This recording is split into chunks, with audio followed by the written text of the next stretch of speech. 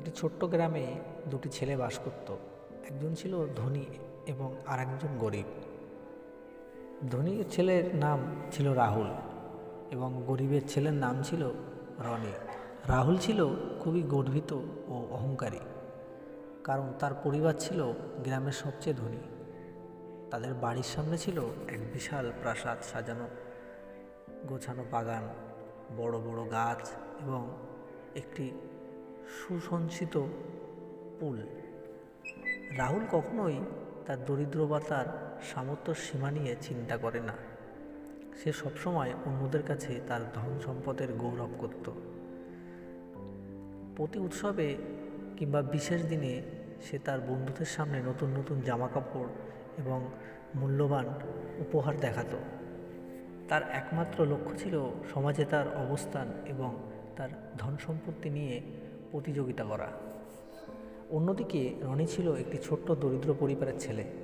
তার পরিবারটি বাগানে কাজ করে এবং তার বাবা মা কঠোর পরিশ্রম করে সংসার চালাতেন।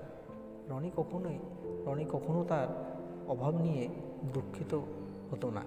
সে জানতো যে ধনী হওয়া বা বড় কিছু নয়। সে জানতো যে ধনী হওয়া বা বড় কিছু হওয়া মানুষের জীবনে একমাত্র লক্ষ্য নয়। তার কাছে সবচেয়ে বড় বিষয় ছিল মানসিক শান্তি এবং সৎপথে জীবনযাপন। সে পোশাক সাধারণ পরিমাণ পরত, কিন্তু তার হৃদয় ছিল স্বচ্ছ এবং সৎ।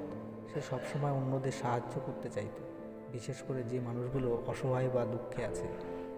একদিন গ্রামের প্রাচীন মন্দিরের পাশে বড় মেলা বসেছিল।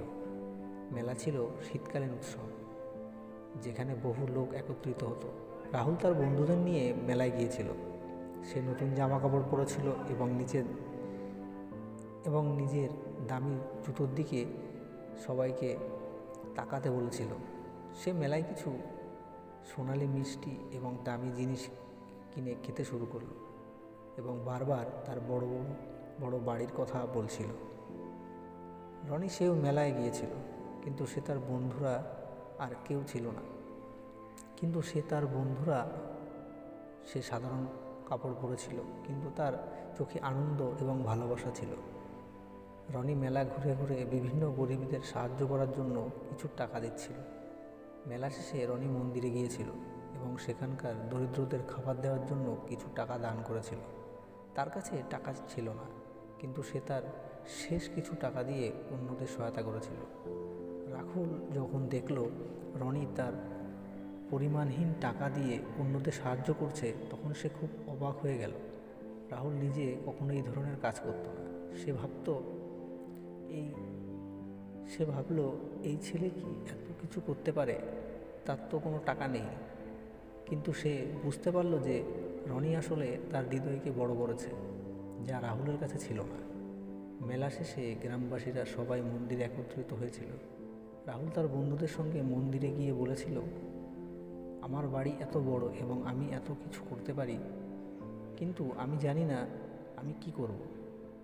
কিন্তু রনি তখন বলেছিল, প্রত্যেক মানুষের হৃদয়কে বড় করতে হয়। টাকা, সম্পদ বা গর্বিত হওয়া কখনোই মানুষের প্রকৃত দান নয়। রাহুল প্রথমে কিছুটা অবাক হয়েছিল, কিন্তু পরবর্তীতে সে রনির কথা চিন্তা করতে লাগলো। তার মনে হলো সত্যি দান এবং নৈতিকতা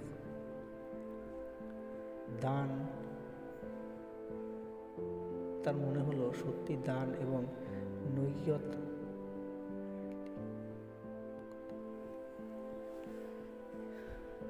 মনে হলো সত্যি দান বড় বিষয়।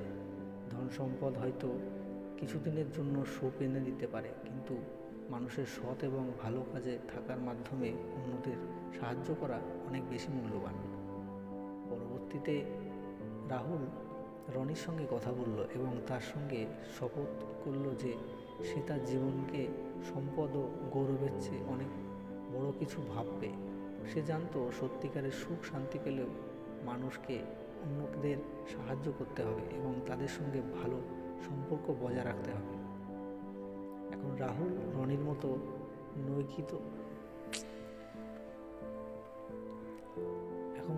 রনির মতো সহানুভূতির জীবনযাপন করতে শুরু করলো। সে বুঝতে পারলো যে ধন সম্পদ মানুষের মূল্য বা সফলতার একমাত্র পরিমাপক নয়। যদি মানুষ তার অন্তরের ভালোবাসা, সহানুভূতি এবং সাহায্যের মানসিকতা রাখে, তবে সে একে অপরকে সমৃদ্ধ করতে পারে।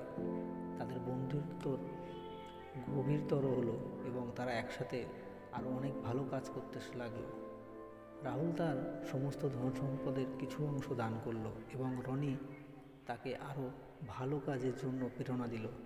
তাদের মধ্যে যে সম্পর্ক গড়ে উঠেছিল তা কেবল একটি সুন্দর বন্ধুত্ব ছিল না, বরং তা ছিল মানসিকতা এবং দানশীলতার এক অমূল্য দৃষ্টান্ত।